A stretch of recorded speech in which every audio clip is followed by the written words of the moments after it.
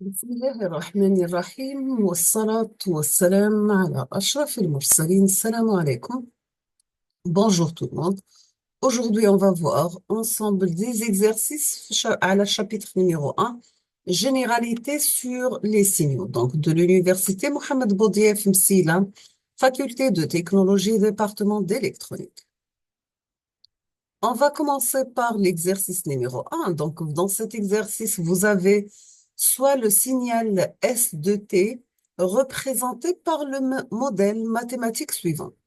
Vous avez S de t égale A sinus oméga t plus pi sur 12. Sachant que A prend la valeur 4, la pulsation oméga qui est égale à 2πf, depuis la fréquence ou bien 2π divisé par la période, égale à 50 pi par radian sur seconde. La première question, on vous demande de représenter graphiquement ce signal. Donc, tracer le signal sinusoïdal d'amplitude égale à A, de fréquence égale oméga sur 2π et de phase P sur 12. Deuxièmement, quelle est l'amplitude de ce signal, sachant que A égale à 4. Donc, l'amplitude de notre signal égale à 4. Troisièmement, calculer la période et la fréquence. Donc, d'après la pulsation oméga qui est égale à 2πf, depuis la fréquence égale oméga sur 2π, donc 50 pi sur 2π, 50 sur 2, c'est 25. La fréquence égale 25 radians. La période égale l'inverse de la période, donc c'est 1 sur 25. L'exercice numéro 2, dans cet exercice, on vous demande soit le signal U de t, c'est le signal échelon, qui est égal à 0 pour t négative, et il prend la valeur 1 pour t positive. Donc, c'est un échelon unitaire d'amplitude égale à 1. La première question, on vous demande de donner la relation mathématique de signal U de t. La relation mathématique, donc U de t égale 1 pour t positive, 0 pour t négative. Deuxièmement, tracer et représenter les signaux suivants. Le premier signal, x1 de t qui est égal moins u de t plus 2, x2 de t qui est égal à u de t moins 2, x1 de t plus l'échelon u de t, et x2 plus x1 de t.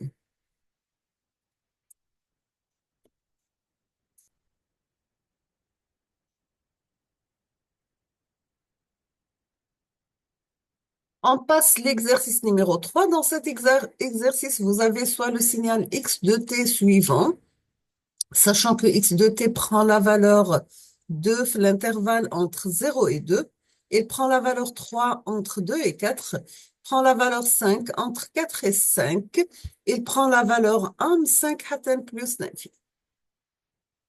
Donnez l'expression du signal x de t à l'aide des échelons et justifiez-le graphiquement. Deuxièmement, calculez la dérivée du signal x de t. La troisième question, on vous demande même question que 1 et 2, c'est-à-dire donner l'expression du signal x de t à l'aide des échelons et justifier graphiquement, calculer la dérivée du signal pour la fonction rectangulaire en utilisant la fonction échelon. Donc, c'est un signal rectangulaire d'amplitude égale à 1, centré tôt, la période égale à t sur 2. On passe l'exercice numéro 4. Dans cet exercice, on vous demande de donner l'expression du signal x de t qui est égal à rect de t moins t0 sur 2 sur la période t0. Donc, est égal à A. Une fonction porte de période t0.